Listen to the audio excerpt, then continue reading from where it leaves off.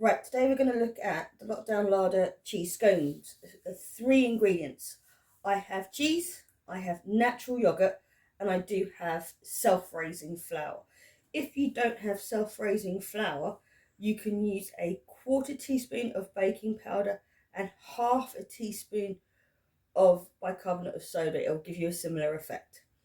So we've got the 3 ingredients: cheese, natural yogurt, and flour.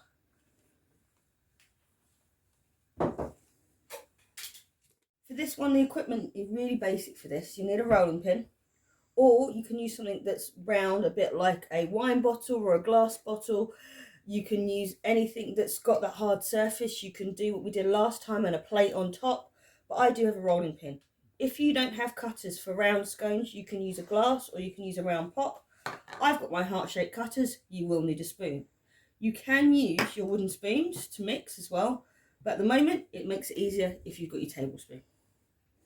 I have my self-raising flour. Again, you can use plain flour or you bicarbonate soda and baking powder into there. I have my cheese and I also have a tub of yogurt. We'll only use half of this tub of yogurt. It is natural yogurt. You can use Greek yogurt or you can use natural yogurt. You will need your spoon. So you can do it one of 2 ways. I'm going to do it the easy way. I'm just going to get leftover bits. I know that this tub is halfway.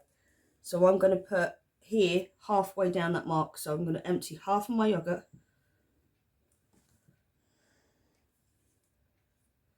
into my flour.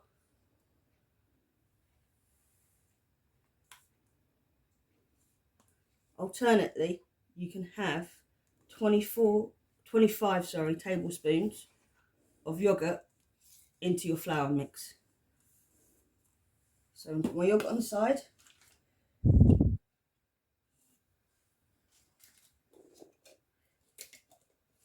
And I'm going to put my cheese in. I'm going to leave about 50 grams of cheese left to top it. So I'm going to put my cheese in.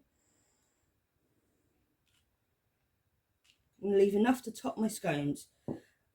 Alternatively, you can also put various flavourings in it to make and enhance the flavour. So you can put your paprika, you can put your oregano, you can put your basils, just to make it a nice cheese scone with a bit of flavouring. I am going to season this, but first of all, I'm going to mix it just ever so slightly before I season. When you season, you only need a pinch of salt and a pinch of black pepper. You can also put paprika in there as well, which I'm going to do in 1 second. I've got paprika, I've got salt, I've got black pepper. So I'm going to, a few grinds of black pepper,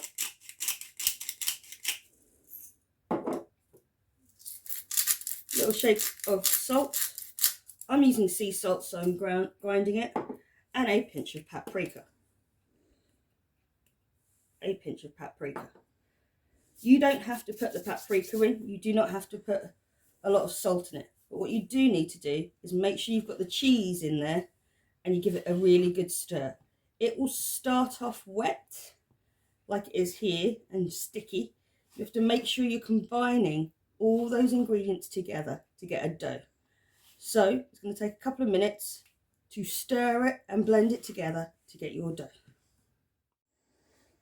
Right, it will come together with your spoon into a dough. You need to keep going at it and it will bring all the flour together.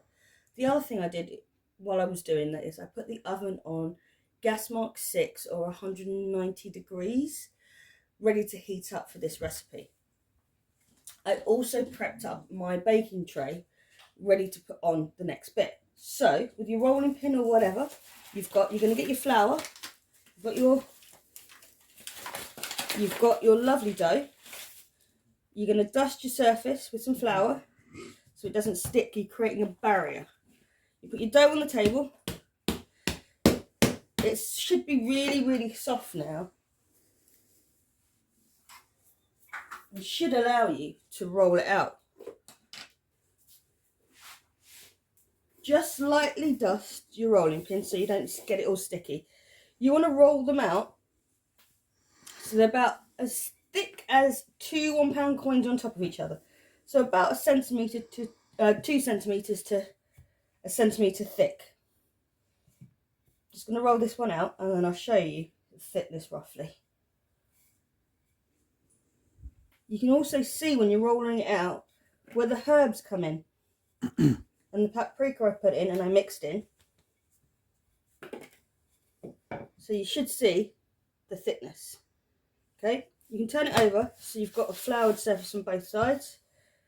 And just make sure you've got a nice even part of it. Again, try not to go up and down. You'll find you'll get an uneven sort of dough. Go in one direction, so you're pushing either up in one or you're pushing it down to get it nice and even. Don't go in the middle because you'll end up with this middle bit being really thin. So I have cookie cutters, so I'm going to use my cookie cutters. I have little heart ones. So I'm going to start at the bottom and I'm going to use the edge. If you turn your cutters the other way, you will get more out of them. So push them down and you will find you get a nice cut. And I've got two nice hearts, which I'm going to put on the side for a second.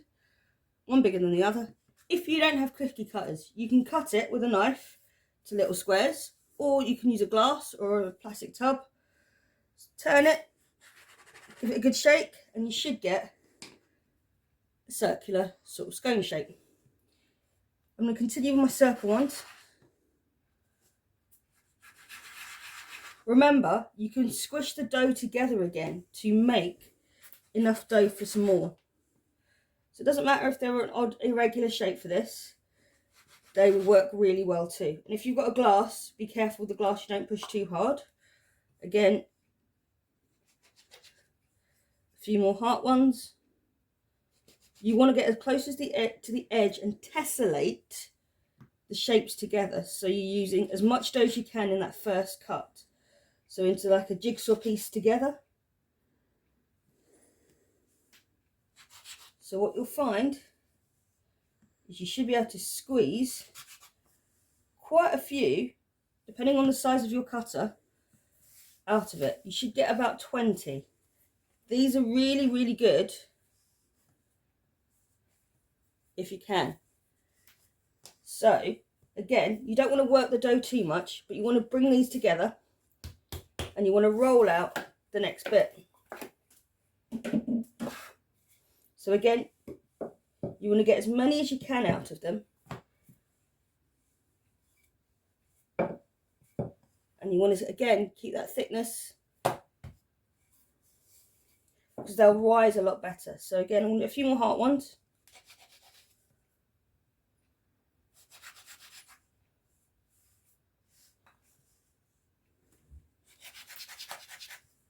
Try and keep to the edge of your dough so you get a nice clean cut.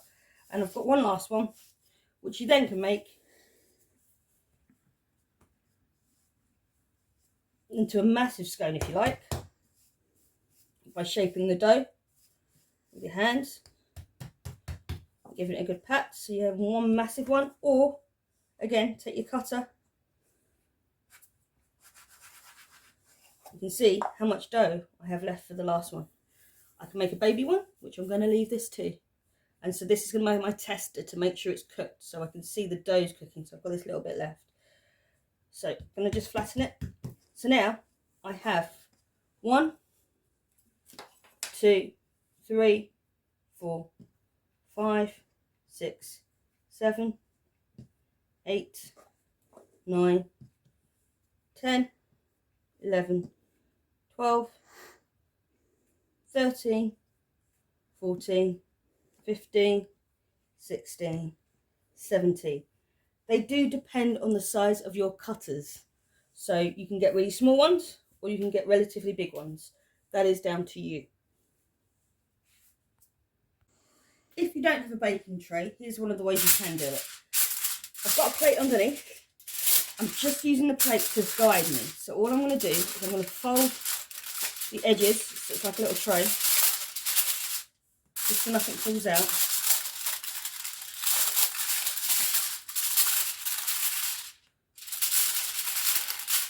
Just like that. I'm going to flour my little pre-made baking tray, as it were, or I'm going to put a little bit of butter or oil on it, and then gently, with the scones on, gently place it in the oven. You will need to have yourself some oven gloves to do this. The other thing you can use is one of the cooling racks or one from the grill. You put your tray on top of it and you can put that tray into the oven like that. So you've got the layers like that. Right, I've lined my silicone baking tray. You can line your baking trays with flour or give it a little bit of grease or greaseproof paper or tin foil with a little bit of greaseproof underneath. A really big tip is if you do not have a baking tray, get a plate and line that with tin foil, grease it up and then gently put the tin foil in the oven or on a cooling rack. That will work really well. The last bit to this is to gently top your cheesy scones with a little bit of your leftover cheese. Remember, it needs to be grated cheese, so this time around I'm using the finer grater to help it melt quickly because it has a bigger surface area. Don't want to be stingy on my cheese, so I'm going to get some more and finish topping these with cheese. You can make sweet ones too, so instead of the cheese and the different spices, you can use fruit. You can use flavoured yogurt instead, so the little tubs of flavoured yogurt you can get to make sweet versions. So again, you've got a sweet and savoury version of your cheese scones. These now go into the oven for 10 to 15 minutes. Keep an eye on them. Do not keep opening and closing the oven though.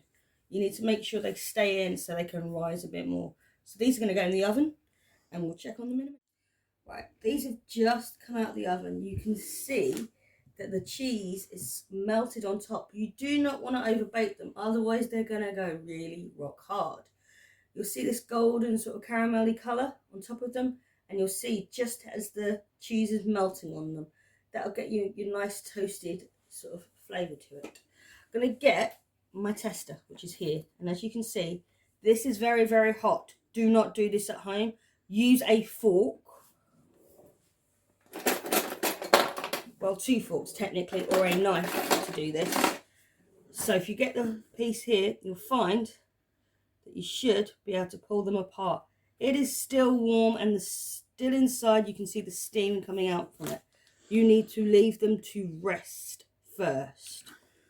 That's my tester one, to make sure that it's cooked all the way through, which you can see it's pulling apart here.